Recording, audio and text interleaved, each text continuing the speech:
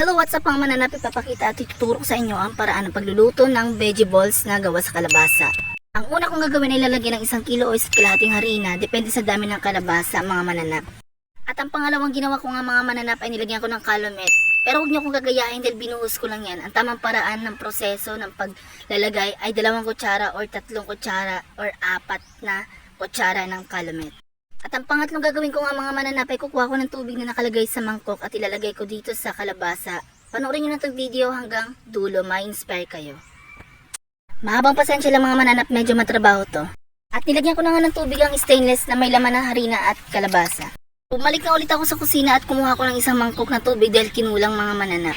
At pagkailang segundo nga may dala akong mangkok at nilagyan ko ng onting tubig at minekos-mekos ko ng mga mananap.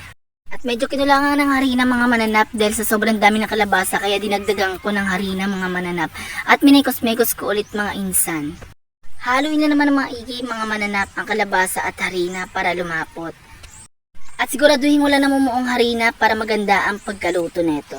At medyo kinulangan ng harina ang nilagay ko kanina sa sobrang dami ng kalabasa kaya dinagdagan ko ng onting harina. Pero wala pa sa 1 kilo yung nilagay ko kaninang harina mga. Kung nanonood ka man ngayon sa video ko mananap, kung hindi ka pa nakafollow sa Facebook ko, mag-follow ka na. Siguraduhin nakafollow ka para lagi kang updated sa mga bago kong video. Minikos-mekos ko na nga na maigi mga mananap para siguradong malapot at maganda yung pagkaluto nito. Pwede nyo rin itong gawin sa bahay nyo mga mananap at iulam sa bahay nyo. Depende sa timpla nyo at mas masarap dito at patok ay ang suka na timplado. Kaya gumawa ko ng veggie balls mga mananap para itinda at hindi namin ito kakainin mga mananap. At isa pa mga mananap, hindi na kailangan timplahan ng magic sarap ng bechin ang veggie balls. At kung may suka makayong timplado, isawsaw nyo ito. At napamana lang sa akin ang pagluluto ng veggie balls sa dati kong amo sa Manila. Munti ko na makalimutan mga mananap, lalagyan ko nga pala ng pamintang durog. Durog yan mga mananap ha, dadamihan yung paglagay niyan dahil ayan yung pampabango at pampalasa talaga pag kinain ng mga customer. Dinagdagan ko nga ng tubig mga mananap dahil kinulangan nga sa tubig. Minikos-mekos ko nga saglit mga mananap at ilagyan ko nga ng magic sarap dahil trick ko lang naman to. Para malasa naman. Kayo ba, mahilig ba kayo magluto ng kung ano-ano or trip nyo lang sa buhay? Kung ano yung makakain nyo, masarap na, ganyan ba kayo? At mahabang pasensya nga lang ito, pwera gabalan talaga. Dahil hinalo-halo ko na sa sobrang halo-halo para walang mamuong harina. At tinikman ko nga, nilasahan ko lang at dinura ko. Hindi man pwedeng kainin yung harina. Baka mamatay ka. At ay na nga mga mananap, after ng ilang minuto at natapos na ang veggie balls na pagtimpla. At ay nga, napakasarap talaga niyan. Paano kaya pag niluto na? Lahat ng step by step, huwag niyo kakalimutan ng mga tinuro ko sa inyo at gawin niyo ito sa bahay niyo kung wala kayong gagawin. Pero medyo magastos lang. Pero maliit lang naman na bagay. Maliit lang na salapi magagastos nyo.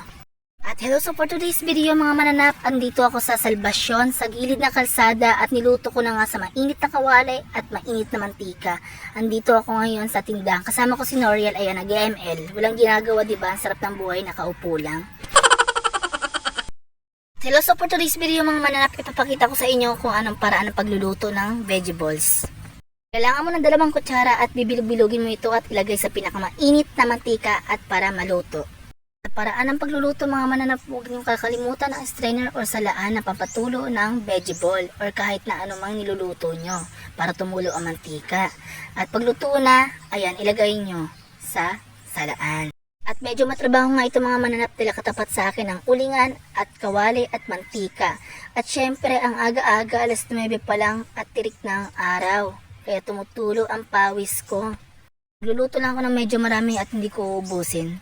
At pagka ilang minuto nga mga mananap, at natapos na rin ang pagluluto ng veggie balls na gawa sa kalabasa. At salamat sa panonood at hanggang dito na nga lang.